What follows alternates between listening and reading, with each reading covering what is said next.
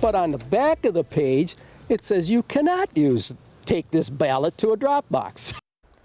We begin tonight with an early voting confusion in West Allis. Thousands of people who requested absentee ballots by mail also received this information ballot. On one page, voters are encouraged to return it to the City Hall drop box. But on the next, it says they're told not to. Jim called TMJ4 News to clear up the mix-up. So we did. Megan Lee got answers from the city. The City of West Allis tells me about 4,700 voters got this pamphlet with their absentee ballots. This pamphlet says that voters can turn in their ballots here at the drop box at City Hall. However, if you turn it around, it says they can't. It's kind of confusing, to say the least. Jim Linneman is one of the thousands of voters who just got his absentee ballot in the mail. West Allis got a lot of elderly people.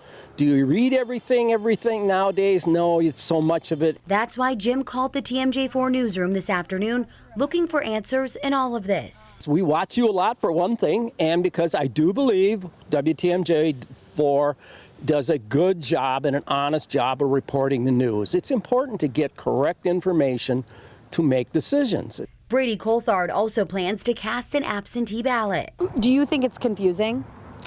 I didn't at first, and then, reading, there's some information about drop boxes that were a little confusing, saying whether or not you can take it to a drop box or not, and I think that can be confusing to some voters. Despite the confusion, he appreciates the city's efforts to inform. I think there is some really, really helpful information on here that hasn't been available to absentee voters in the past, so good effort to have this information to voters. I reached out to the West Allis city clerk. She told me off camera there was a misprint on the pamphlets.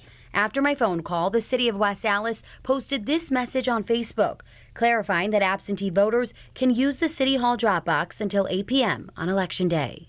All right, Megan, so is the city doing anything else, though, to clear this up for voters? Yeah, so we saw that clarification on Facebook, and then I was told on the phone that they did redo those pamphlets, so any future mailers that are going to go out to absentee voters will have a corrected pamphlet. But it definitely was confusing for those voters. Well, thanks for looking into it. Yeah.